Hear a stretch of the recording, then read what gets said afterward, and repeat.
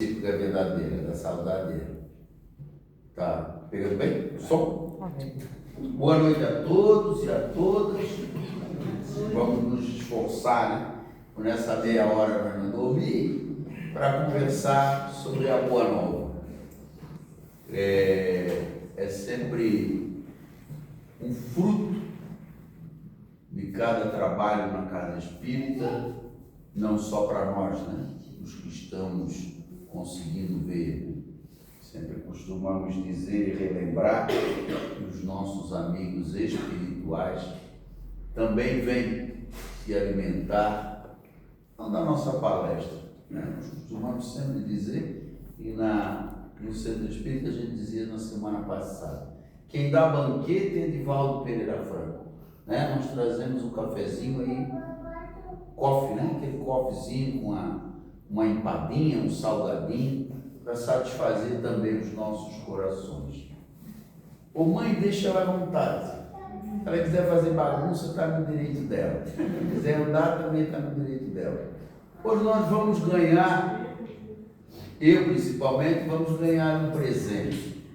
Essa palestra, essa conversação que nós vamos fazer na noite de hoje, é um presente para relembrar uma coisa importante, que, na minha opinião, um dos diálogos mais lindos que tem no Evangelho é o diálogo entre Jesus e Nicodemos, né? Por quê? Porque ele diz, não vai falar, o Cristo não falava tão mal quanto eu, né? Nós não vamos usar da gíria, mas vamos contextualizar. Um Zé Ruela desse, cara, que estuda pra caramba, não sabe do que estamos falando. Um estudioso, né? Que Nicodemos era o bambambam, se não o maior dos bambambam. Sei que ele era o Papa, né? Da época. Aí o Cristo é todo, né? Não sabe dessas coisas. E o Cristo também não o repreende mais, né? Já deu a bronca desejada. Mas temos aí uma obra, que é o que nós vamos falar hoje, que é uma noite que o Cristo traz, que eu acho que todos nós adoraríamos ver, que é uma sessão espírita na casa de Simão Pedro. Não sei se algum de vocês já viu uma obra, eu também não sei de quem é o autor, de que aparece um indivíduo descendo por uma corda dentro de uma casa.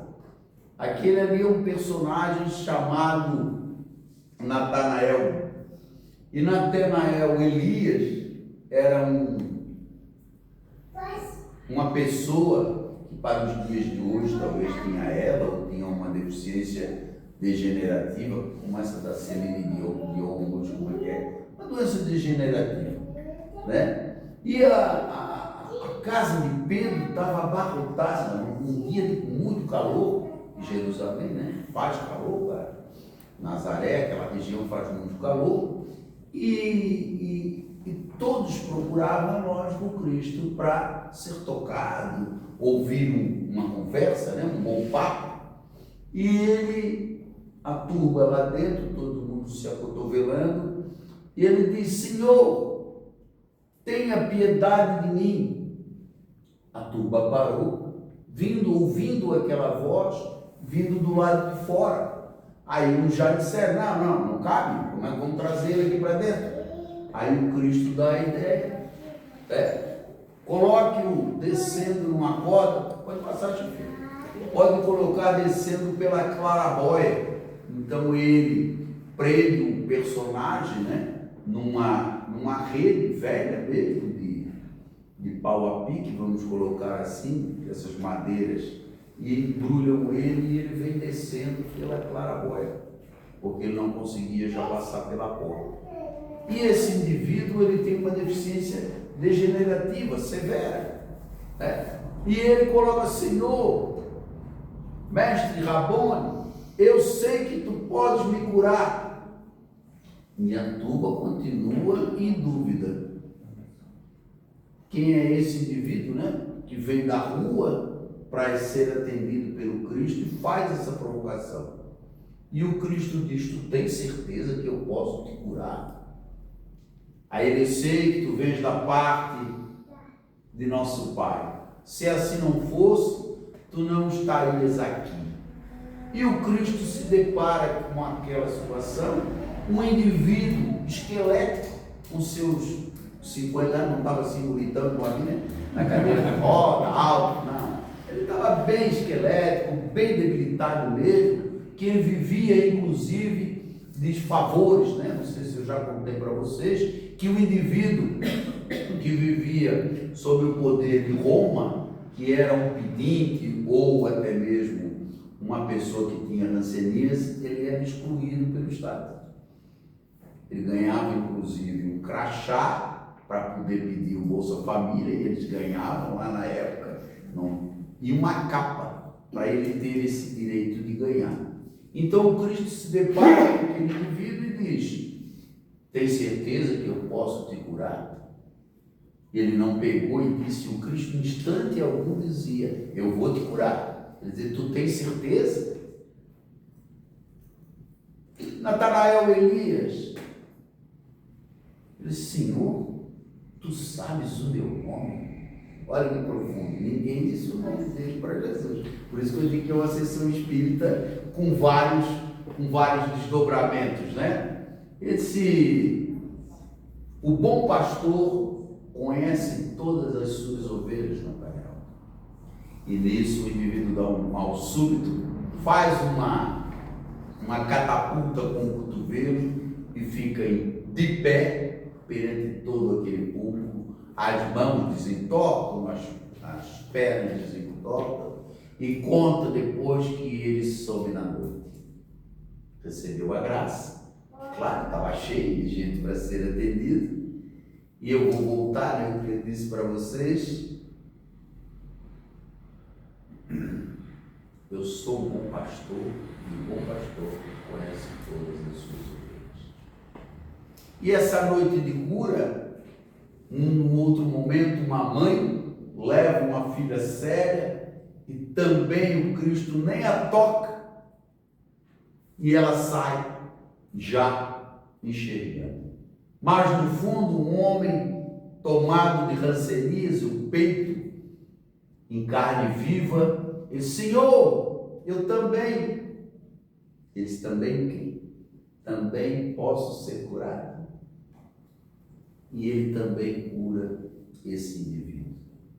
E nós, da doutrina espírita, sabemos que mesmo o Jesus de Nazaré estava liberando ali fluido ectoplasmático. Isso demanda de uma energia. Aí vocês vão dizer: mas era a energia do Cristo. Lógico, Cristo é o que nós intitulamos na doutrina espírita o médium de Deus, né? Cristo é o médium de Deus. Não é igual a nós aqui, para curar alguém tem que ter uns 10 passistas, né? O que nós fizemos aí em 10, 20, ele fazia sozinho, né? Com o toque, com o gesto.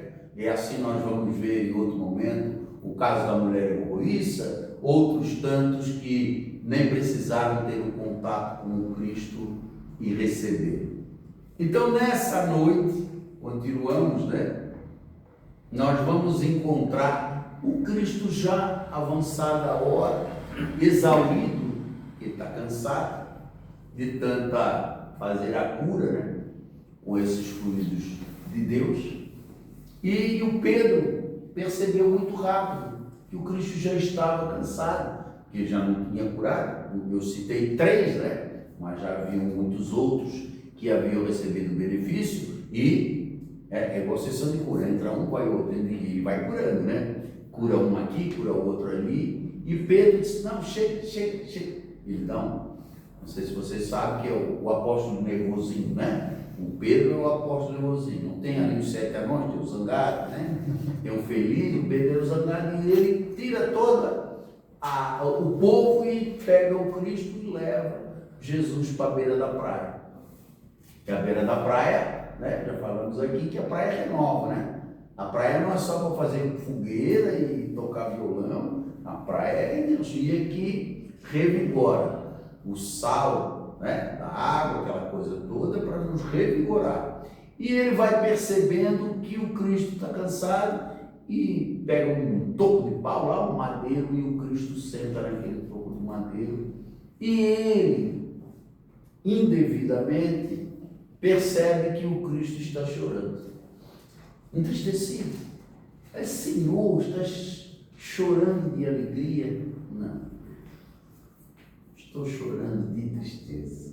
Mas, Senhor, eu conheço todos esses que tu curaste. O rapaz que desceu pela claraboia, o Elias, ele, aos sábados, os peixes que sobram, nós levamos para ele realmente tem muita necessidade, ele passa por muita dificuldade em toda a comunidade, o pessoal vem e ajuda.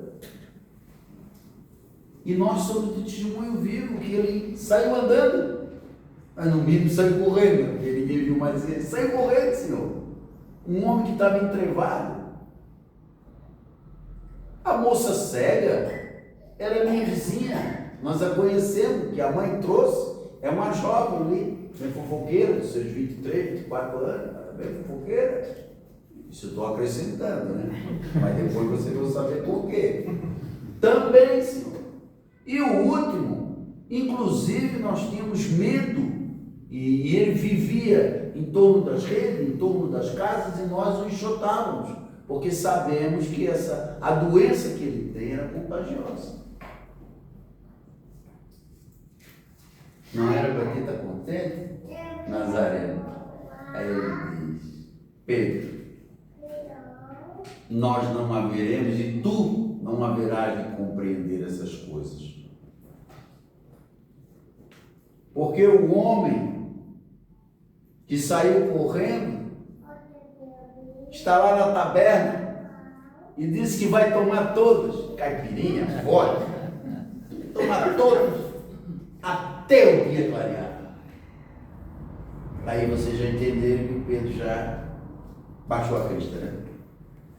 A moça cega está espalhando que todos os que fizeram bullying, né, com ela, todos que faziam chacota com ela, que ela vai se vingar de um por um. E o rapaz recebeu a graça de receber a cura da hanseníase, realmente o peito na purulência, todo já bem desfalcado, está lá na casa com uma meretriz, com uma mulher de vida fácil, e disse que não volta mais para casa. Pedro, eu vou até ler para vocês o que ele diz. Pedro, nem tu, nem outras gerações vai entender de que o Filho do Homem não veio para costurar trapos novos, porque o rombo se torna bem maior. O Filho do Homem não veio para costurar trapos e roupas novas, porque o buraco vai ficar bem maior. O que a doutrina espírita nos ensina? Quanto mais nós recebemos, nós haveremos de dar. Não é assim? Quanto mais nós recebemos. Ele cita um outro exemplo, diz: Pedro, você não pega o bom vinho e coloca em frascos sujos, porque vai desaguar. Isso é uma reflexão, né? Não disse que nós íamos ganhar um presente, que isso cabe para nós, né? Ele não veio, e o Cristo não quer os nossos corpos. Por quê? Pelado viemos, pelado daqui sairemos. Né? Uns têm problema na visão, outros têm problema de audição, esse bonitinho aqui tem problema na cadeira de baixo, mas nunca meu corpo. Ele quer as nossas almas. Eu venho para curar as almas, a fim de que elas não tenham feridas. Olha que profundo. Eu venho, Pedro, para curar as almas, e que essas almas não tenham feridas. Quais são as feridas das nossas almas? Os nossos desencantos, os nossos desencontros, o ódio, a avareza, o ciúme, as paixões, e vamos embora. Então nós viemos aqui no exercício que a doutrina nos ensina de ser hoje melhor do que ontem, amanhã melhor do que hoje. Que fácil, né, Lécio? É fácil. Mas para o esforço, para o resultado e a consequência.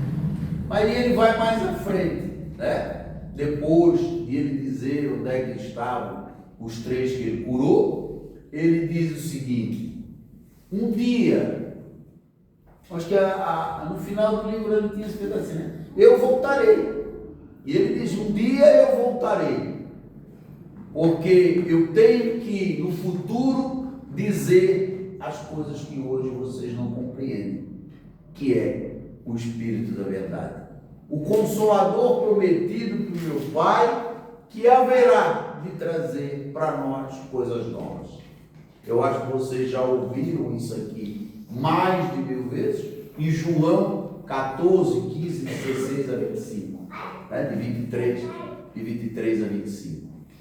De que a doutrina não é que nós sejamos os melhores, nem queremos ser, jamais temos essa pretensão, mas nós temos essa leitura e essa pegada, vamos dizer assim, de que nós estamos aqui passageiros, é tudo muito rápido.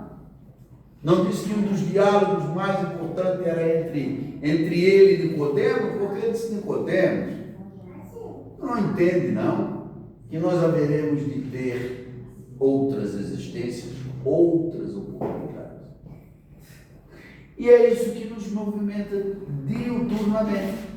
Não sei se vocês percebem que cada lar que a gente frequenta, quando desencarna alguém, o que vem? Já vem uma figurinha nova. Né?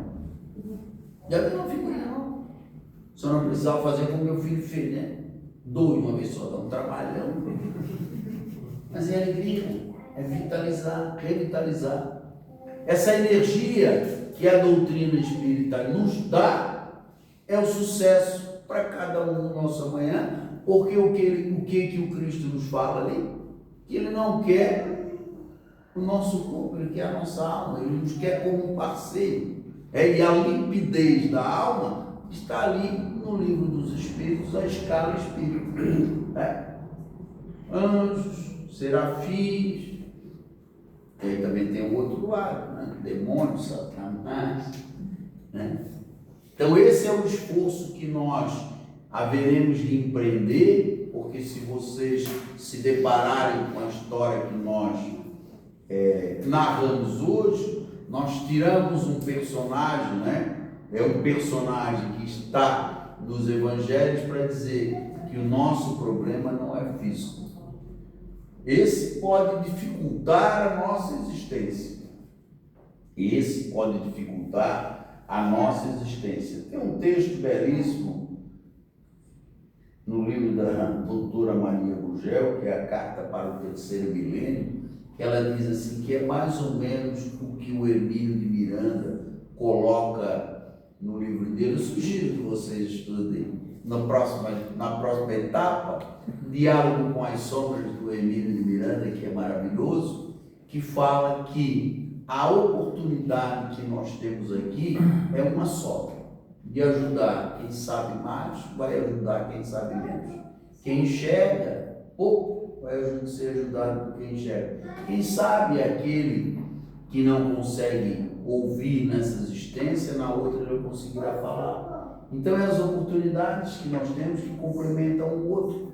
É claro que, voltando a sempre as mesmas coisas, nós somos fruto do meio. Todos nós somos fruto do meio. Aí vocês dizem: mas só essa, às vezes uma mãe tem 10 e um deu errado. Não é que ele deu errado, ou ele é fora da curva. O que mais precisava de apoio, o que mais precisava dessa oportunidade de reencarne. Para vocês verem como isso é profundo, né? Nós, para encerrar, temos uma historinha bem interessante. Um indivíduo né? Tinha uma loja no interior de São Paulo e o casal não teve filhos. E lá pelas tantas eles adotaram um sobrinho, né, para trazer, para cuidar dessa loja. E ele, né, se empenhou e ficou o gerente da loja. Um determinado dia, ele foi num outro estabelecimento do comércio e comprou aí, vamos dizer, um aparelho de som, mas ele não tinha dinheiro, era muito caro, era muito caro. E ele tirou do caixa da empresa do tio.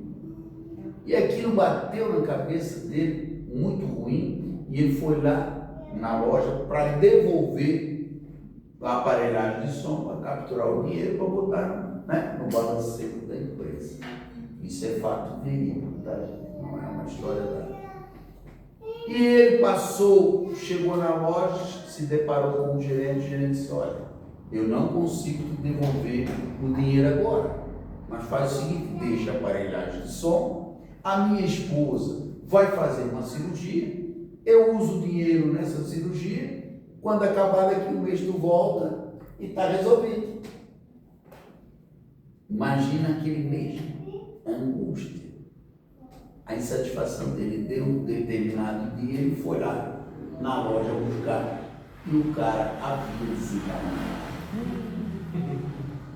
Como dá errado, né? É igual um avião que cai, não é só o freio que faltou, não é só o vento que bateu na porta. E ele, sabe, foi na casa da família e foi olhar e chegou e disse, mas o seu esposo falou que a senhora ia fazer uma cirurgia e tal. Eu estou bem também, eu estou bem. Quem morreu foi ele. E o dinheiro? O dinheiro eu gastei na cirurgia.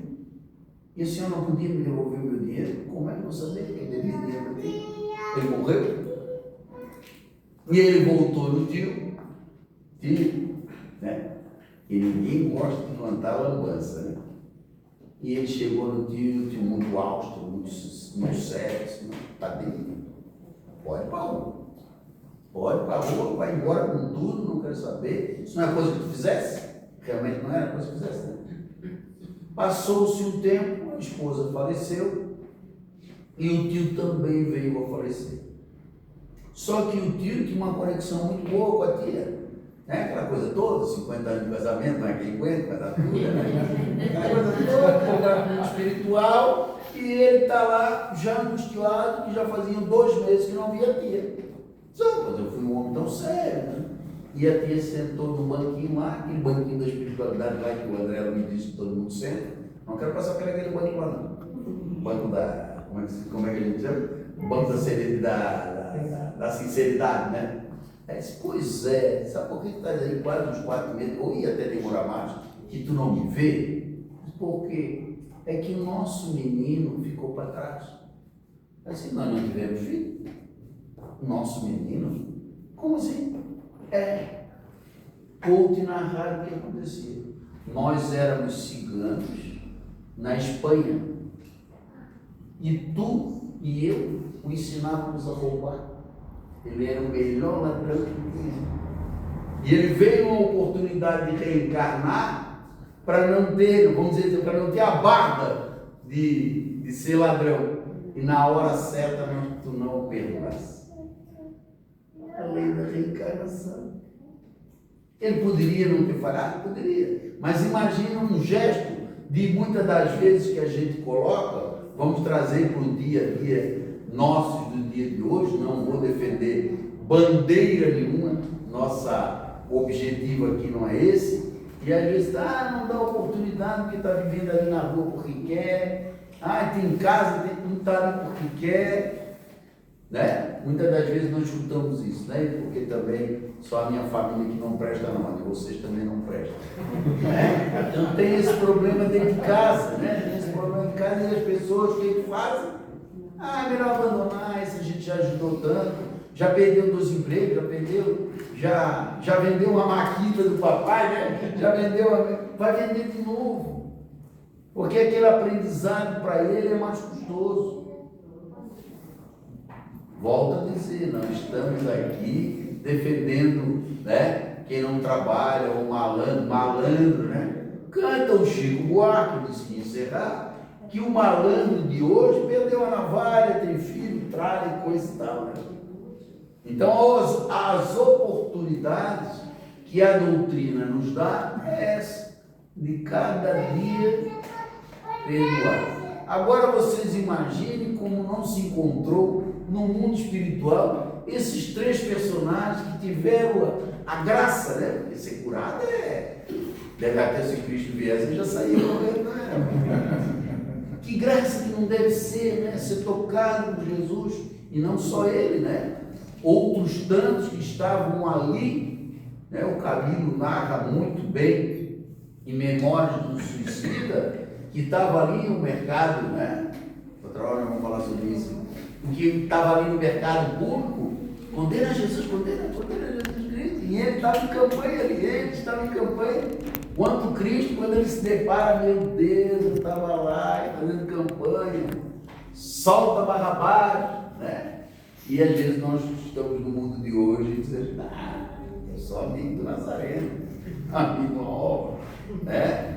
Nós somos amigos, né, dessa espiritualidade que nos traz aqui, com certeza, porque também estamos nos esforçando para, né?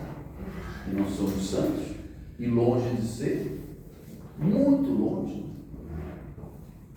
A assertiva do Cristo, quando ele, até pouco fiz um comentário com a vizinha aqui, que eu já estou de lida dentro da casa espírita faz um bom tempo, mas a assertiva do Cristo é a mesma ainda. Daqui os primeiros poderão ser os últimos. Os primeiros que chegarem aqui poderão ser os últimos, né? Em contrapartida, aquele que chegou hoje já quer trabalhar, já quer mostrar a dinâmica, né? E o jovem de hoje é o que nós esperamos dele, né? Que ele seja um pouco mais dinâmico do que nós. Que Jesus nos abençoe. Obrigado.